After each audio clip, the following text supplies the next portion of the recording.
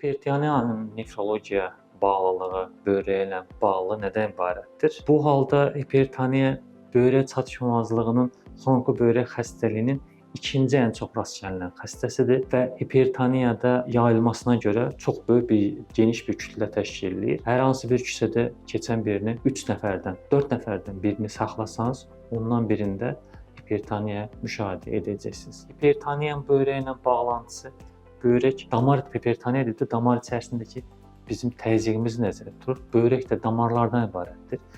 Böyrək ən çox damarla malik olan, damarlanan orqandır.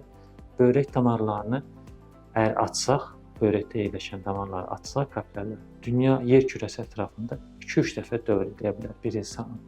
O qədər zəngin bir damara malik olan bir orqanın qan təzyiqindən təsirlənməməsi mümkün deyil. Böyrəkdən qan təzyiqi arasındakı əlaqə səbəb və nəticə əlaqəsidir. Yəni həm böyrək qan təzyiqinin həm səbəbidir, həm də qurbanıdır. Xalq arasında yayılan bir termin var. Yumurta, toyuq. Yəni hansı daha öncə gəlib? Buna bənzər belə bir ifadə var, uyğunluq var. Daha hansı öncə gəlib? Bu necə mübahisəlidirsə, böyrək və təzyiq arasında uyğunluq eyni dərəcədədir.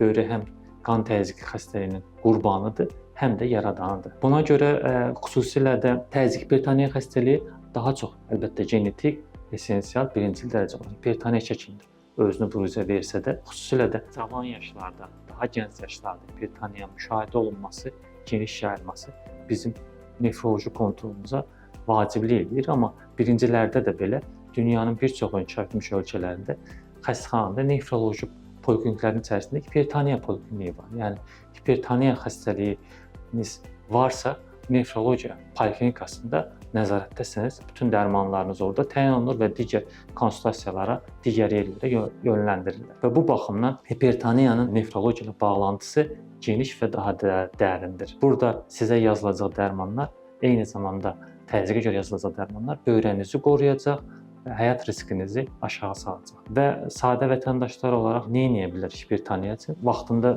qan təzyiqi yoxlanışlarımızı eləməliyik. Hipertoniya üçün bir nömrəli əhəmiyyətli olan duzdan uzaq durmalıyıq. Duz biz üçün hipertoniya xəstəliyi üçün bir nömrəli səbəbkardır. Və bəzi böyrək xəstəlikləri var ki, glomerulitlər, xroniki böyrək xəstəlikləri artıq miqdarda mayenin toplanması, yəni sidiyin azalması fonunda müşahidə etsək, qan təzyiqi yüksələcəkdir və qan təzyiqi yaranmağa başlayacaq. Bu da ödəmlərə eyni zamanda qan təzyiqinin yaranması bu demək ki, bizim bir böyrək xəstəliyimizin formalaşdığını, daha da irəliyə getdiyini göstəricisidir. Vaxtında buna görə nefroloqa müraciət etmək lazımdır.